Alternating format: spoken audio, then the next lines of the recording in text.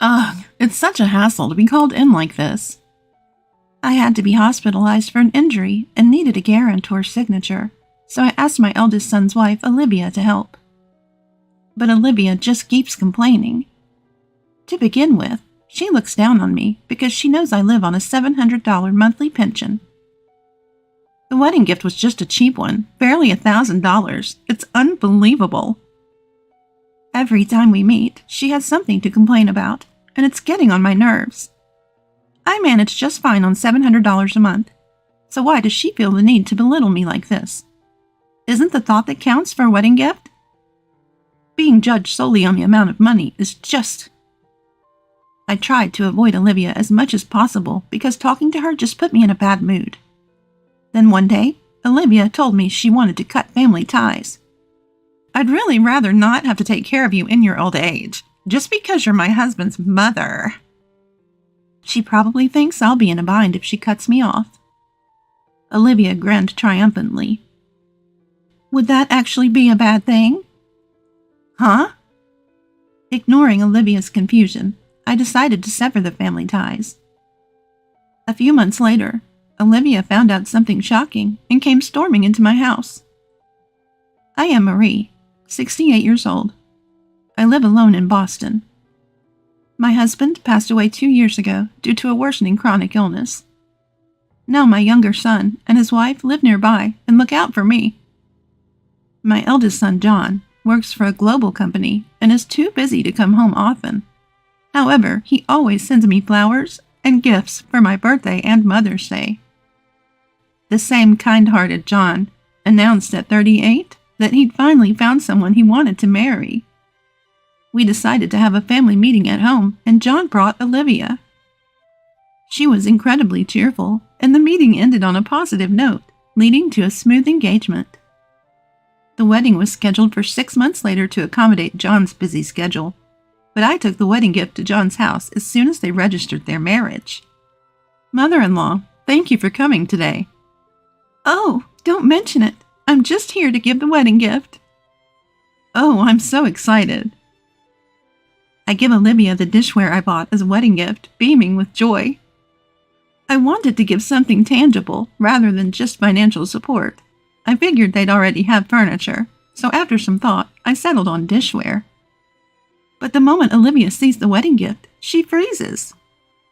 Wait, this is the wedding gift? Yes, it's a set of matching teacups. I thought they were cute. Is something wrong? I start to worry that maybe it's not to her taste. However, the response I get is completely unexpected. You're giving me this cheap stuff as a wedding gift? Cheap? Are you kidding me? A wedding gift should be around $10,000, right?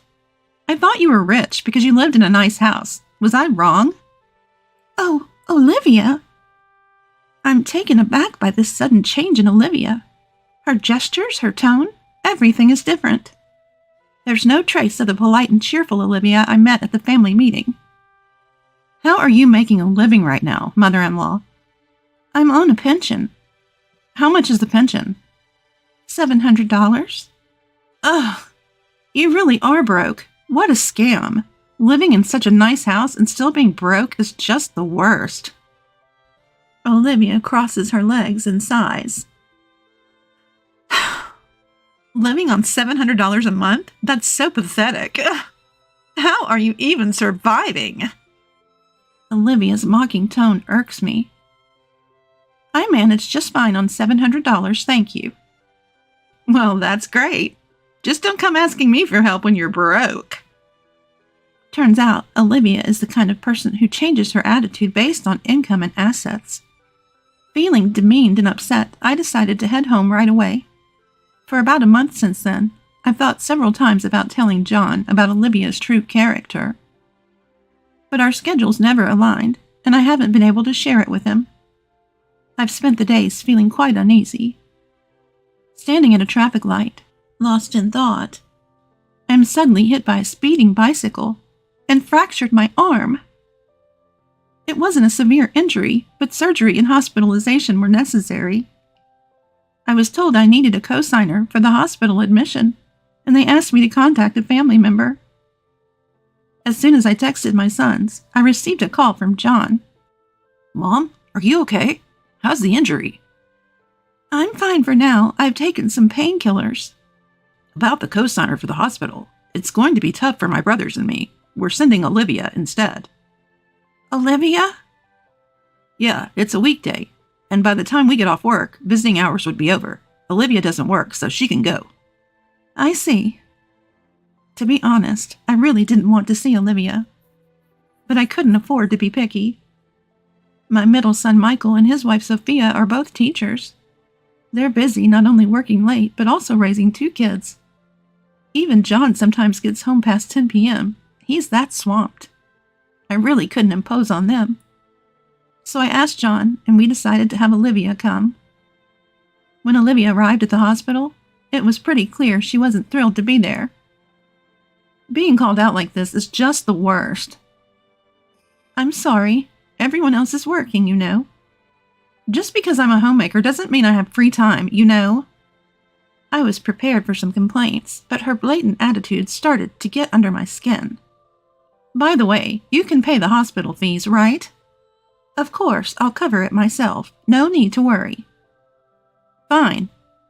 But don't pathetically ask for loans, saying you're broke.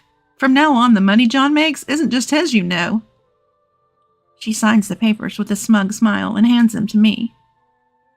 To begin with, I didn't want to deal with this hassle. I regret causing you trouble. I'll try to ask someone else in the future. You better. The thought of more caregiving or hospital stays is depressing. I really don't want the hassle of looking after you in your old age. Her rude behavior made me want to limit my interactions with Olivia as much as possible, and couldn't wait for her to leave. Why did I have to put up with such harsh words when I didn't even want to be hospitalized? It was hard to accept. Don't worry, Michael and Sophia are around, and I'll make preparations so I don't inconvenience anyone. I tried to act as normal as possible. I didn't want to stir the pot, especially in front of the nurses and other patients. Then go ahead and do as you please. Don't come crying to me when no one helps and you regret it later. I'll make sure it doesn't come to that. Good, because even if you play the "I'm the eldest son's daughter-in-law" card later, it won't help. So why don't you sever family ties right now? She probably thought that saying sever family ties would make me uncomfortable. But honestly, I wouldn't be bothered if I cut ties with Olivia. Worst comes to worst, I'll manage my later years even without my children's support. I'm okay with it. But what about you? Huh? Of course it's fine. Despite being taken aback by my unexpected response, Olivia nodded. She probably thinks I'll be in trouble without my kids' support because I'm poor and live alone. All right, let's sever family ties then. I won't contact you anymore and I'll delete your number. Do whatever you want. You're such an annoying old hag. Olivia, irritated by my laid-back attitude, stomped out with exaggerated, heavy footsteps. I had planned to help with the wedding expenses, but after seeing Olivia's attitude, I decided against it. There's no way I'm giving money to someone who talks about cutting off family ties. I swore to myself that I'd never rely on Olivia. Then I had my surgery and was discharged from the hospital a few weeks later. I continued with my rehab and carried on with my life. Even while hospitalized, I remembered how Olivia severed our family ties. I was determined never to depend on my children.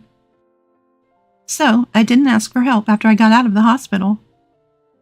But on the day of my discharge, my second son and his wife came to help without a word. And it didn't stop there. They frequently assisted with groceries and other errands. Sophia, you're busy with work. You don't have to go out of your way. Isn't it inconvenient with just one arm? Don't hesitate to ask for help. I'm doing it because I want to. Sophia's kindness touched my heart. I found myself getting angry when comparing Sophia to Olivia. I haven't had any contact with Olivia since. I even thought about canceling my plans to attend her wedding and reached out to my son. I doubt we'll have any further involvement in each other's lives. 2 weeks after my discharge, I noticed something strange while being taken shopping. Sophia, do you hear that odd noise coming from the car? Yes, actually, the side mirror broke, and it's been making this weird sound. The car's a bit old, so it looks like I'll have to replace it. I'm really not sure what to do. That's tough. But you do need a car, right? You drive to work, don't you? Yes, but even a compact car is a considerable expense. Seeing Sophia struggle with this decision, I made a suggestion. Then let me buy it for you. What? I can't accept something that expensive. It's okay. You've been helping me out. By driving me around, consider it a thank you. But still, if you feel bad about it, how about you continue to take me shopping until my arm heals? Thinking it might be too much to ask, I was delighted when Sophia greeted the idea with a warm smile. Of course, let's keep going shopping together, even after your injury heals. Hearing her say that, a smile broke across my own face. So I ended up buying a new car for Sophia. Life settled into a peaceful rhythm, almost making me forget about the whole Olivia ordeal, especially with my younger son's family visiting and checking on me regularly. Several weeks later, my injury had improved significantly, to the point where I could carry light items again. That day, I didn't have any rehab appointments, so I was lounging at home watching TV, when the doorbell suddenly rang. Checking the monitor, I saw Olivia standing there. What could she possibly want after declaring our family ties severed? Suspicious? I opened the door, and the moment she saw my face, she started shouting. What's the meaning of this? What's gotten into you? I can't think of anything I've done to deserve this anger. I saw Sophia, your son's wife, driving a brand new car the other day. And what's your point? Don't play dumb. That nice car is worth over $10,000. There's no way she could afford that on a teacher's salary with kids. When I asked her how she got the car, she said mother-in-law bought it for her. Well, yes. She mentioned her car was breaking down and needed replacing, so I gifted it to her. I don't see what's wrong with giving a car to my son's wife. You never give me anything, yet you spoil Sophia? You're truly a terrible person for showing such favoritism. If you can easily gift a car, why not contribute more to our wedding? Well, Sophia helps out with errands and chores around the house. You're the one who cut off ties, so why would I give you anything? You wanted to sever the relationship, didn't you, Olivia? Well, yes, but still. How can you afford a new car worth over $10,000? You're not that rich, are you? Who said I was poor? I inherited real estate from my husband, you know. Real estate? Olivia looked shocked. My husband was a salaried employee, but he had a decent income and had invested in real estate. He owned an apartment complex which I inherited after he passed away. I've been saving the rent money little by little each month. I get by just fine on my pension, but I like to travel every year, so I've been saving up. I'm not hurting for money, and if worst comes to worst, selling the property could net me several $100,000. Several $100,000? If you have that much money, you should have said something. Why should I? You're the one who misunderstood. I never said I was struggling financially or that I needed to borrow money. Stop lying. This is infuriating. I sighed at Olivia's childish tantrum. Why would I go out of my way to brag about my assets? That would be embarrassing. She's glaring at me, clearly not convinced. I wasn't deceiving you. Originally, I had thought about contributing money for the wedding, but then you said you wanted to cut ties with the family, so I changed my mind. Why? It's your son's wedding. Aren't you happy for him? I was happy for John's wedding, but I didn't want to give any money to you, Olivia. Why would you say that? If you have the money, then what's the problem in sharing some? Everyone's being so stingy, it's making me mad. Olivia started stomping her feet on the ground. Is a 30-year-old woman not embarrassed to act this way just because things aren't going her way? Why do you want so much money in the first place? What? Isn't it obvious? I want to have fun. And there are a lot of things I want to buy. John only gives me $2,000 a month, saying that's enough. $2,000 isn't enough for you? Of course not. Even a decent bag costs at least $5,000. I shook my head at Olivia's reckless spending. I truly wondered how John could have fallen for such a woman. Olivia's anger showed no sign of warning, and her complaints about John were endless.